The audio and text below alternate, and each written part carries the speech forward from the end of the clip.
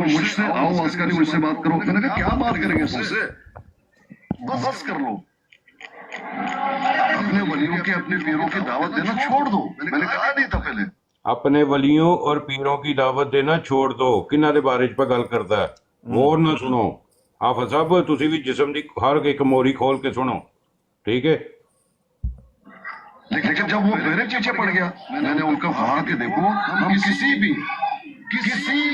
सिलसिले को नहीं मानते, किसी भी सिलसिले को नहीं मानते, ठीक है। अगे अल्फाज सुनियो जरा, गश्ती ते कुत्ती ते खंजीर नी दी मां दे बच्चे दे। बुल्ले शाह कलंदर गौस, अगे जेडे अल्फाज यूज किए ने कुत्ती मां दे बच्चे ने। ऐसी आफत उत्थे तेरे च गैरत कि उत्थे बूथा खोलदा कि तेरे च सकानी दी भैन दा फुदा, तेरी जुरत किंज होई मेरी लाइफ ते बकवास करन दी। इनू कहंदे ने लाइवां चमकाना।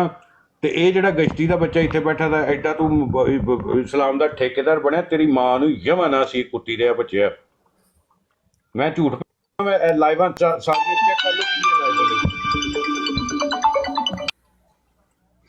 हाफिज साहब ठीक है। हाफिज साहब नू मैं पूछदा ना जनाब, तुसी मुकम्मल करो जी। ए हुन सुनो अगे। मैंने कहा मैंने देखो बदतमीजी ना करो, ठीक है।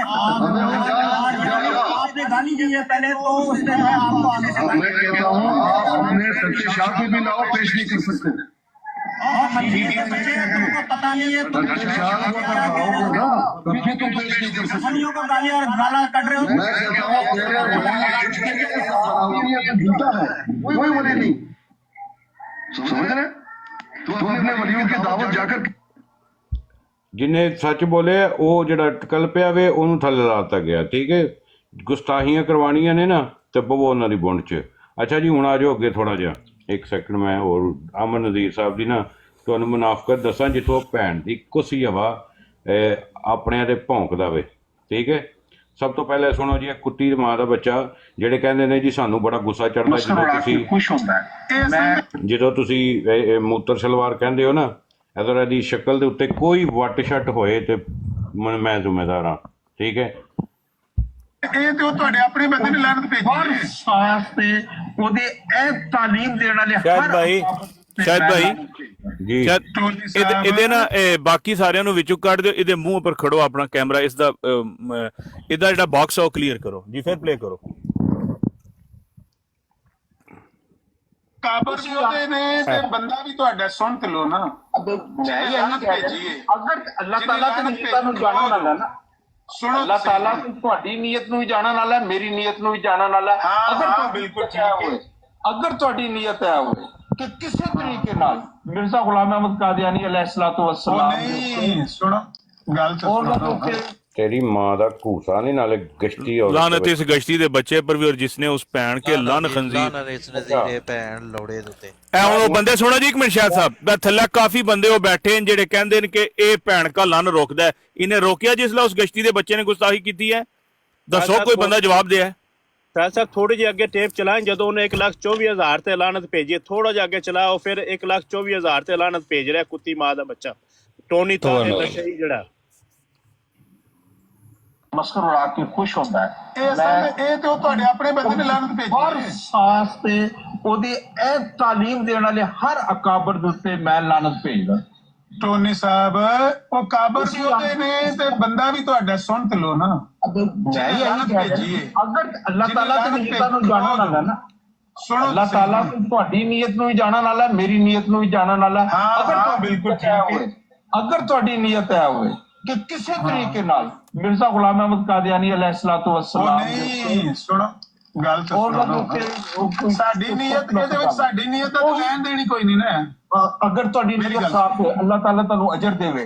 अगर ਤੁਹਾਡੀ ਨੀयत चाहे कि इमाम मेहदी अलैहि अच्छा भाई ना क्यों ना चलाओ, क्योंकि उन्हें गुस्ताखी की थी या वो गुस्ताखी का जेड़ा मेरी कॉल आ रही है, एक मिनट ठहरे मैं तुहानू बाद च ज्वाइन कर। ਸ਼ਾਹਿਦ ਸਾਹਿਬ ਆਪਣੇ ਮੂੰਹ ਨਾਲ ਦੱਸ ਦਿਓ ਕਿਹੜੀ ਗੁਸਤਾਖੀ ਉਸ ਕੀਤੀ ਹੈ, ਕਿਹਨਾਂ ਦੇ ਬਾਰੇ ਚ ਕੀਤੀ ਹੈ। ਬਸ ਇਸ ਤਰ੍ਹਾਂ ਮਾਓ ਨੂੰ ਯਵੋ ਇਹਨਾਂ ਦੀ ਨੂੰ ਇਹਨਾਂ ਗਸ਼ਤੀ ਦੇ ਬੱਚਿਆਂ ਤਾਂ ਹੀ ਅਸੀਂ ਨਾ ਸੁਣਦੇ।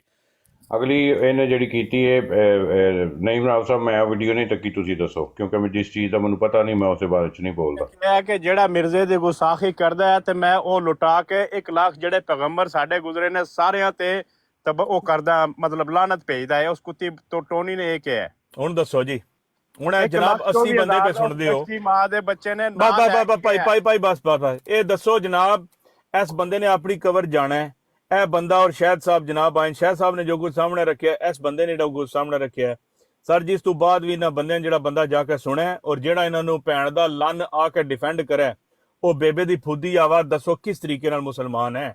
ਜਦੋਂ ਮਾਓ ਤੁਹਾਡੀ ਨੂੰ ਮੈਂ ਲੰਨ ਦਿਆਂ, ਉਹਨਾਂ ਕਿਹੜੀ ਚੀਜ਼ ਛੋੜੀ ਹੈ? ਕਾਦੀਆਨੀਆਂ ਗਸ਼ਤੀ ਦੀਆਂ ਬੱਚੀਆਂ ਹਰ ਜਗ੍ਹਾ ਤੇ ਉਹਨਾਂ ਤੁਹਾਡੀ ਤੇ ਲਾਨਤ ਪਾ ਛੋੜੀ ਹੈ।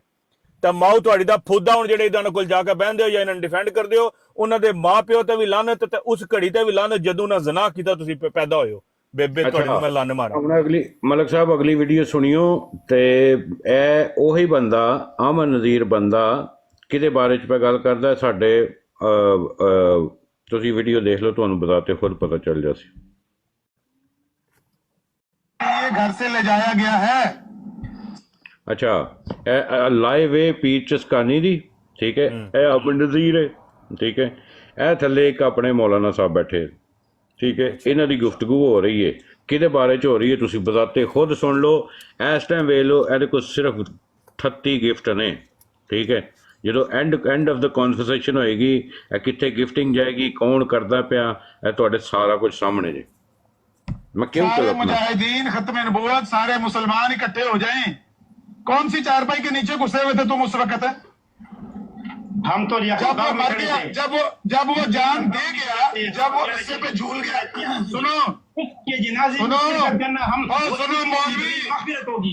मौलवी सुनो मुमताज़ कादरी शहीद रहमतुल्लाह शहीद के बच्चे सुनो सुनो मौलवी सुनो और सुनो कि जब वो चंद महीने का बच्चा छोड़ के रस्से पे झूल गया, तुम्हारे जैसे ये टट्टू पैदा हो गए जो खत्म नबूवत को बेचने आ गए हैं।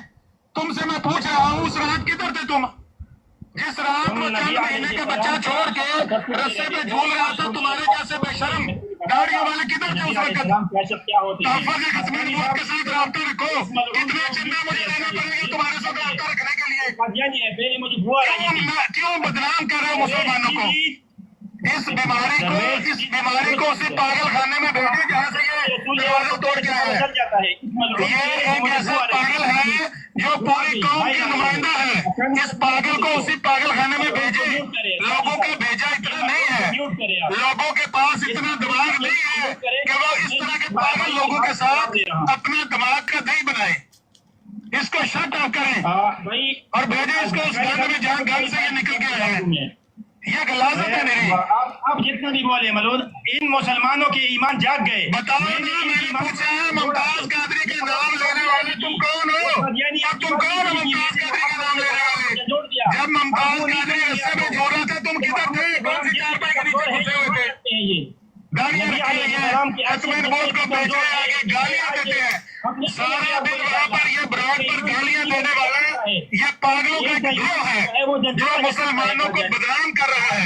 इस गिलासत और नजासत से मुसलमानों की जान छुड़ाओ। पप्पू मार चुप कर जा। इस पागल गिरोह से मुसलमानों को बचाओ, बचाओ मुसलमानों को, इन गंदे लोगों से बचाओ जो उस वक्त नाम लेते हैं जब बंदा रस्से पे झूल जाता है। जब तक बंदा जिंदा होता है ये बेशर्म आप चारपाइयों के नीचे घुसे हुए होते हैं। जब वो बंदा अपनी जान दे देता है ये निकल आते हैं और अपने दुकान चमकाना शुरू कर देते हैं। ये बहुत गंदे लोग हैं, गाड़ियां रखी हुई है, दुकान